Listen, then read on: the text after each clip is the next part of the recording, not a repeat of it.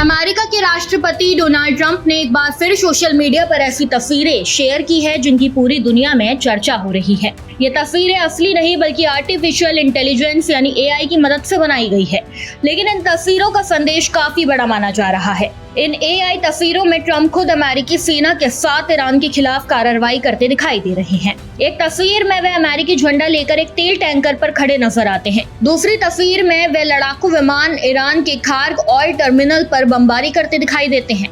कुछ तस्वीरों में ट्रंप ने खुद को दुनिया का रक्षक भी बताया है। सबसे बड़ी बात यह है कि ये तस्वीरें ऐसे समय सामने आई हैं जब अमेरिका और ईरान के बीच हालिया संघर्ष के बाद दोनों देशों ने हमले रोक दिए हैं। अब बातचीत शुरू होने की उम्मीद जताई जा रही है, लेकिन ट्रंप की ये पोस्ट अलग ही संकेत देती नजर आ रही है। कई रक्षा विशेषज्ञों का मानना है कि इन तस्वीरों के जरिए ट्रंप ईरान पर दबाव बनाने की कोशिश कर रहे हैं। हालांकि इन तस्वीरों से किसी सैन्य कार्रवाई की पुष्टि नहीं होती, लेकिन इन्हें अमेरिका के सख्त रुख और संभावित रणनीति के संकेत के रूप में देखा जा रहा है। इन तस्वीरों का एक बड़ा संदेश ईरान के तेल कारोबार से भी जुड़ा माना जा रहा है। तस्वीरों में तेल टैंकर और ऑयल फैसिलिटी को निशाना बनाते हुए दिखाया गया है।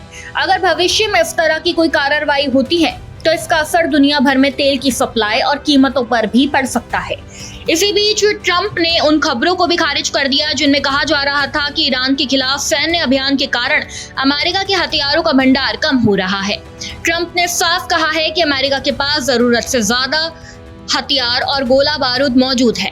उन्होंने दावा किया कि हथियारों की कमी अमेरिका में नहीं बल्कि ईरान में है। ट्रंप के मुताबिक अमेरिकी सैन्य अभियानों ने ईरान की मिसाइल इंफ्रास्ट्रक्चर और लॉन्च साइट्स को काफी नुकसान पहुंचाया है। उनका कहना है कि ईरान के पास अब मिसाइलें भी कम होती जा रही है और उन्हें दागने के लिए सुरक्षित जगहें भी सीमित रह गई है। दूसरी ओर होर्मुज़ स्ट्रेट को लेकर भी विवाद जारी है। ईरान इस समुद्री रास्ते के प्रबंधन के बदले सर्विस फीस लेने की मांग पर अड़ा है। वहीं ओमान ने ऐसा प्रस्ताव दिया है जिसमें बिना टोल वसूले क्षेत्रीय देशों के साथ मिलकर इस मार्ग का संचालन किया जाए, लेकिन ईरान अभी भी अपने नियंत्रण और सर्विस फीस की मांग पर अड़ा हुआ है।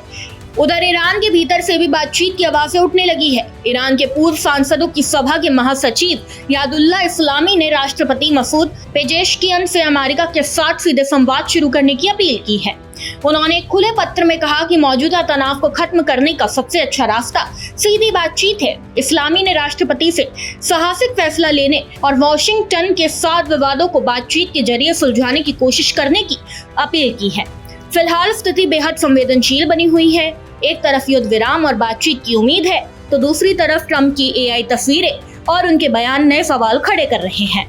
आने वाले दिनों में ये देखना दिलचस्प होगा कि दोनों देश कूटनीति का रास्ता चुनते हैं या फिर तनाव एक बार फिर बढ़ता हुआ दिखाई देता है।